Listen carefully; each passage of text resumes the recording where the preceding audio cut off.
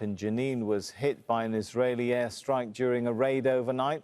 The Israeli army says troops also located and destroyed a tunnel used by fighters in the area.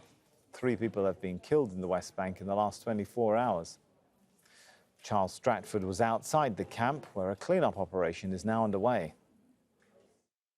You join us on the edge of the refugee camp here in Jenin. I'll just ask Marino, our cameraman, to pan round and show you the level of destruction caused here. This was caused by one of those military-grade bulldozers that the Israeli military used to such devastating effect during these raids. And there doesn't seem to be, certainly according to the locals that we've spoken to in this neighbourhood, there doesn't seem to be any reason why this should have happened. They're saying that there were no clashes, there were no kids throwing stones. It was literally, according to them, a bulldozer came in here and started ripping up this road. Now, of course, this is often called, by rights organisations, by the Palestinians themselves, a form of collective punishment. Some people are even saying that it's a bid by the Israeli military to try and turn the civilian population against the armed resistance groups that are in this town. Jenin has long been one of the centres, if not the centre now, for the armed resistance groups from various different factions, and you see the men walking around the streets, now increasingly less during daylight because these raids have become so much more frequent, so much more intense over the last few weeks since the beginning of the war on Gaza. According to the hospital here, there were at least 3 people killed in last night's raid, at least 11 people in hospital with injuries, 2, we understand, in a critical condition.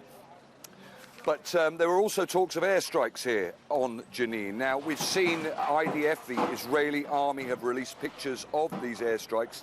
To be clear, these are what seem to be targeted drone strikes, using small but very deadly and very effective explosive devices and targeting individuals in and amongst the small streets that make up the camp. That's not to say that there haven't been larger airstrikes using drones here previously. In the previous couple of weeks, there was a mosque that was taken out and a number of people killed in that attack.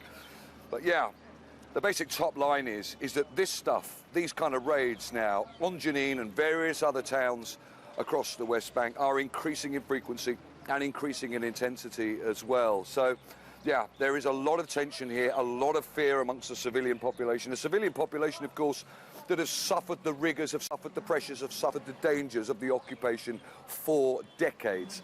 And in the build-up to the war, this place was very much, Jenin was very much the focus of attention by the Israeli army as it tried to take out the very many fighters that are in this town. But as I say, things have got a lot worse since the beginning of the war. And we can fully expect that we're going to be seeing more raids, more destruction, more arrests and more deaths in towns like this in the days to come.